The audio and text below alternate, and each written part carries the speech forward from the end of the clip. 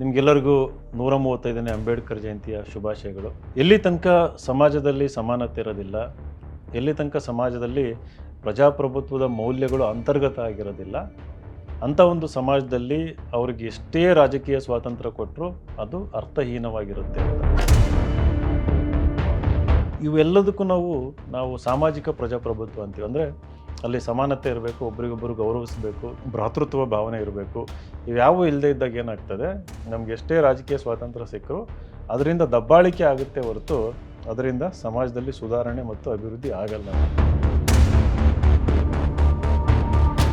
ಇವಾಗ ನೀವು ನೋಡಿದ್ದೀರಿ, ಕೇವಲ ಕೆಲವೇ ಕುಟುಂಬಗಳು, ಕೆಲವೇ ವ್ಯಕ್ತಿಗಳು ರಾಜಕೀಯ ಅಧಿಕಾರ ತಮ್ಮ ಮುಷ್ಟಿನಲ್ಲಿ ಇಟ್ಕೊತಾರೆ. ಶಿಕ್ಷಣ ಶಿಕ್ಷಣ ಅಂದರೆ ಯಾವ ರೀತಿ ಶಿಕ್ಷಣ ಅಂದರೆ ಕೇವಲ ಸ್ಕೂಲಿಗೆ ಹೋಗಿ 1ರಿಂದ 12ನೇ ಕ್ಲಾಸು, ಅದಾದಮೇಲೆ ಒಂದು ಡಿಗ್ರಿ ತಗೊಳ್ಳೋದು ಶಿಕ್ಷಣ ಅಲ್ಲ. ಹಲವಾರು ಹೆಣ್ಮಕ್ಳು ಇವತ್ತು ಕೂಡ ಬಸ್ ಇಲ್ಲ ಅಂತ ಶಿಕ್ಷಣದಿಂದ ವಂಚಿತರಾಗ್ತಾ ಇದ್ದಾರೆ.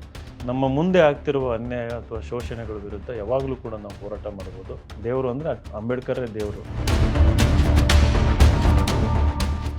ಎಲ್ಲರಿಗೂ ನಮಸ್ಕಾರ. ನಿಮಗೆಲ್ಲರಿಗೂ 135ನೇ ಅಂಬೇಡ್ಕರ್ ಜಯಂತಿಯ ಶುಭಾಶಯಗಳು. ಇವತ್ತು ಡಾಕ್ಟರ್ BR ಅಂಬೇಡ್ಕರ್ ಕೇವಲ ಭಾರತ ದೇಶದಲ್ಲಿ ಅಷ್ಟೇ ಅಲ್ಲ, ಇಡೀ ವಿಶ್ವದಲ್ಲಿ ಒಬ್ಬ ಮಹಾಚೇತನ ಆಗಿ, ಒಂದು ಅಗಾಧ ಶಕ್ತಿಯಾಗಿ ನಮ್ಮ ಮುಂದೆ ಇದ್ದಾರೆ. ಅವರು ಯಾಕೆ ನಮಗೆ ಇನ್ಸ್ಪೈರಿಂಗ್, ಯಾಕೆ ನಮಗೆ ಮೋಟಿವೇಟಿಂಗ್, ಯಾಕೆ ನಮ್ಗೆ ಇಷ್ಟ ಆಗ್ತಾರೆ, ಒಂದು ದೊಡ್ಡ ಪ್ರೇರಣಾ ಶಕ್ತಿ ಅಂತಂದರೆ ಹಲವಾರು ಕಾರಣ ಇದ್ದಾವೆ. ಭಾಳ ಮಹತ್ತರವಾಗಿ ಈಗ ಒಂದು ಪ್ರಸ್ತುತ ಭಾರತ ದೇಶದಲ್ಲಿ ಏನೋ ಒಂದು ರಾಜಕಾರಣ ನಡೀತಾ ಇದೆ, ಸಾಮಾಜಿಕ ಬದಲಾವಣೆಗಳು ನಡೀತಾ ಇದ್ದಾವೆ. ಆ ಒಂದು ಸಂದರ್ಭನ ಗಮನದಲ್ಲಿ ಇಟ್ಕೊಂಡು ಡಾಕ್ಟರ್ BR ಅಂಬೇಡ್ಕರ್ ಸುಮಾರು 100 ವರ್ಷಗಳಿಂದ ಏನೊಂದು ಮಾತಾಡಿದ್ರು, ಅದು ಬಹಳ ಪ್ರಸ್ತುತ. ಅವರೊಂದು ಮಾತು ಹೇಳಿದರು, ನಮಗೆಲ್ಲ ಸಂವಿಧಾನ ಕೊಟ್ಟ ಮೇಲೆ, ಸಂವಿಧಾನ ಕೊಡೋದಕ್ಕಿಂತ ಮುಂಚೆನೇ ಇದ್ರ ಬಗ್ಗೆ ಭಾಳ ಮಾತಾಡಿದರು. ಎಲ್ಲಿ ತನಕ ಸಮಾಜದಲ್ಲಿ ಸಮಾನತೆ ಇರೋದಿಲ್ಲ, ಎಲ್ಲಿ ತನಕ ಸಮಾಜದಲ್ಲಿ ಪ್ರಜಾಪ್ರಭುತ್ವದ ಮೌಲ್ಯಗಳು ಅಂತರ್ಗತ ಆಗಿರೋದಿಲ್ಲ, ಅಂಥ ಒಂದು ಸಮಾಜದಲ್ಲಿ ಅವ್ರಿಗೆ ಎಷ್ಟೇ ರಾಜಕೀಯ ಸ್ವಾತಂತ್ರ್ಯ ಕೊಟ್ಟರೂ ಅದು ಅರ್ಥಹೀನವಾಗಿರುತ್ತೆ ಅಂತ. ಅಂದರೆ ನಮ್ಗೆ ಎಷ್ಟೇ ರಾಜಕೀಯ ಸ್ವಾತಂತ್ರ್ಯ, ರಾಜಕೀಯ ಸಮಾನತೆ ಸಿಗಲಿ, ಒಂದು ಓಟು, ಒಂದು ವ್ಯಾಲ್ಯೂ, ಒಬ್ಬ ವ್ಯಕ್ತಿ ಅಂತ ನಾವು ಹೇಳ್ತೀವಿ.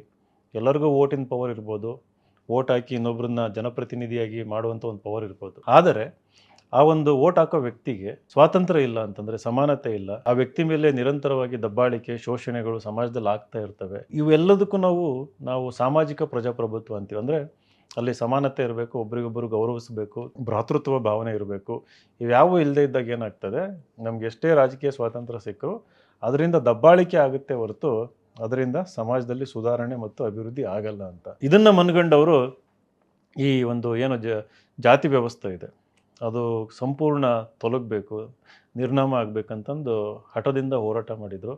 ಅವರಿಗಾದಂಥ ನೋವುಗಳು, ಅನುಭವಗಳು, ಆಮೇಲೆ ಅವರು ಸ್ವಂತ ಶಕ್ತಿಯಿಂದ, ಪರಿಶ್ರಮದಿಂದ ಪಡ್ಕೊಂಡಂಥ ಶಿಕ್ಷಣ, ಅಗಾಧವಾದಂಥ ಒಂದು ಜ್ಞಾನ, ಅದೆಲ್ಲದನ್ನು ಉಪಯೋಗಿಸ್ಕೊಂಡು ಸಮಾಜದಲ್ಲಿ ಒಂದು ಸುಧಾರಣೆ ತರೋದಕ್ಕೆ ಪ್ರಯತ್ನ ಪಟ್ಟರು. ಅವರು ಒಂದು ಅನ್ನಹಿಲೇಷನ್ ಆಫ್ ಕಾಸ್ಟ್ ಅಂತಂದು ಒಂದು ಪುಸ್ತಕ ಬರೀತಾರೆ. ಅದು ಆ್ಯಕ್ಚುಲಿ ಒಂದು ಸ್ಪೀಚ್. ಅದು ಜಾತ್ ಪಾತ್ ತೋಡ್ ಮಂಡಲ್ ಅಂತಂದು ಒಂದು ಪಂಜಾಬ್ನಲ್ಲಿ ಒಂದು ಆರ್ಗನೈಸೇಷನ್ ಇರುತ್ತೆ, ಅಲ್ಲಿಗೆ ಆ ಸ್ಪೀಚನ್ನು ಕೊಡಬೇಕಾಗಿರುತ್ತೆ. ಬಟ್ ಆ ಸ್ಪೀಚಲ್ಲಿ ಈ ಜಾತಿ ವ್ಯವಸ್ಥೆ ಬಗ್ಗೆ ಬಹಳ ಕಟುವಾಗಿ ಅದನ್ನು ಸಂಪೂರ್ಣ ನಿರ್ನಾಮ ಮಾಡಬೇಕು. ಆಮೇಲೆ ಆಗಿನ ಒಂದು ಸಂದರ್ಭದಲ್ಲಿ ಮೇಲ್ಜಾತಿ ಏನಿತ್ತು, ಮನುಸ್ಮೃತಿ ಇರ್ಬೋದು, ಹಿಂದೂಯಿಸಮ್ ಇರ್ಬೋದು, ಅದರ ಬಗ್ಗೆ ಎಲ್ಲ ಬಹಳ ತೀಕ್ಷ್ಣವಾಗಿ ಟೀಕೆ ಮಾಡಿರ್ತಾರೆ, ಕಟುವಾಗಿ ಟೀಕೆ ಮಾಡಿರ್ತಾರೆ. ಅದನ್ನು ಅವ್ರು ಒಪ್ಪೋದಿಲ್ಲ. ಸೊ ನಿಮ್ಮ ಸ್ಪೀಚನ್ನು ಸ್ವಲ್ಪ ಇದನ್ನು ಮೊಟಕುಗೊಳಿಸ್ಬೇಕು, ಇವನ್ನೆಲ್ಲ ತೆಗಿಬೇಕಂತ ಹೇಳಿರ್ತಾರೆ. ಇವರು ಇಲ್ಲ, ನಾನು ಯಾವ ಕಾರಣಕ್ಕೂ ತೆಗೆಯೋದಿಲ್ಲ ಅಂತಂದು ಹೇಳ್ತಾರೆ. ಆಮೇಲೆ ಅಲ್ಲಿ ಸ್ಪೀಚ್ ಕೊಡೋದಕ್ಕೆ ಹೋಗೋದಿಲ್ಲ. ಸ್ವಾಭಿಮಾನಿಯಾಗಿದ್ದಂಥ ಡಾಕ್ಟರ್ BR ಅಂಬೇಡ್ಕರ್ ಅವರು ಅದನ್ನು ಒಂದು ಪುಸ್ತಕ ಆಗಿ ಅದನ್ನು ಪಬ್ಲಿಷ್ ಮಾಡ್ತಾರೆ. ಅನ್ನಹಿಲೇಷನ್ ಆಫ್ ಕಾಸ್ಟ್ ಅಂತ, ಜಾತಿಯ ಸಂಪೂರ್ಣ ನಿರ್ಮೂಲನೆ ಅಂತಂದು ಹೇಳ್ಬೋದು ನಾವು. ಆ ಒಂದು ಪುಸ್ತಕನ ಎಲ್ಲರೂ ಓದಲೇಬೇಕು. ಇವಾಗ ನೀವು ನೋಡಿದ್ದೀರಿ, ಕೇವಲ ಕೆಲವೇ ಕುಟುಂಬಗಳು, ಕೆಲವೇ ವ್ಯಕ್ತಿಗಳು ರಾಜಕೀಯ ಅಧಿಕಾರ ತಮ್ಮ ಮುಷ್ಟಿನಲ್ಲಿ ಇಟ್ಕೊತಾರೆ.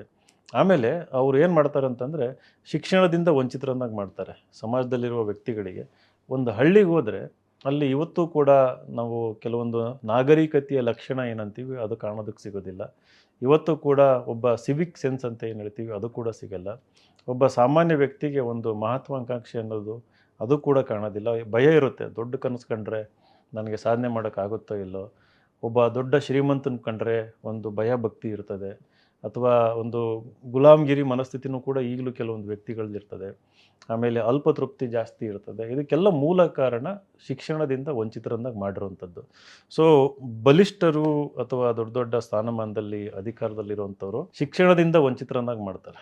ಹಿಂಗೆ ಮಾಡಿ ನಮ್ಮ ಸೋಷಿಯಲ್ ಡೆಮೋಕ್ರಸಿ ಅನ್ನೋದನ್ನು ವೀಕ್ ಮಾಡ್ತಾರೆ. ಅದಕ್ಕೆ ಡಾಕ್ಟರ್ ಬಿ ಆರ್ ಅಂಬೇಡ್ಕರ್ ಹೇಳಿದ್ದು ಶಿಕ್ಷಣ, ಸಂಘಟನೆ ಮತ್ತು ಹೋರಾಟ ಅಂತ. ಶಿಕ್ಷಣ ಅನ್ನೋದು ಬಹಳ ಮೂಲವಾದದ್ದು, ಫೌಂಡೇಶನಲ್ ಅಂತಂದು, ಮೂಲಭೂತವಾದದ್ದು. ಶಿಕ್ಷಣ ಇಲ್ಲ ಅಂತಂದ್ರೆ ಶಿಕ್ಷಣ ಅಂದ್ರೆ ಯಾವ ರೀತಿ ಶಿಕ್ಷಣ? ಶಿಕ್ಷಣ ಅಂದ್ರೆ ಕೇವಲ ಸ್ಕೂಲಿಗೆ ಹೋಗಿ 1ರಿಂದ 12ನೇ ಕ್ಲಾಸು ಅದಾದ್ಮೇಲೆ ಒಂದು ಡಿಗ್ರಿ ತಗೊಳ್ಳೋದು ಶಿಕ್ಷಣ ಅಲ್ಲ. ಶಿಕ್ಷಣ ಅಂತಂದ್ರೆ ಒಂದು ಅರಿವು ಮೂಡಿಸುವಂಥದ್ದು, ತನ್ನ ವ್ಯಕ್ತಿತ್ವನ ತಾನೇ ಅರ್ಥ ಮಾಡಿಕೊಂಡು ಸುತ್ತಮುತ್ತ ಏನು ಸಾಮಾಜಿಕ, ರಾಜಕೀಯ, ಸಾಂಸ್ಕೃತಿಕ ಬದಲಾವಣೆಗಳು ಆಗ್ತಿರ್ತವೆ ಅವುಗಳನ್ನು ಅರ್ಥ ಮಾಡ್ಕೊಂಡು ಅದಕ್ಕೆ ಸ್ಪಂದಿಸುವಂಥದ್ದು.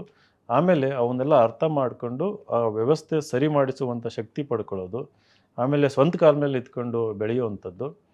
ಅಂದರೆ ಒಂದು ಗಟ್ಟಿ ನಿರ್ಧಾರ ತಗೊಂಡು ಅದಕ್ಕೆ ಬದ್ಧತೆಯಿಂದ ಇರುವಂಥದ್ದು. ಇವೆಲ್ಲ ಕೊಡುವಂಥದ್ದು ನಿಜವಾದ ಶಿಕ್ಷಣ.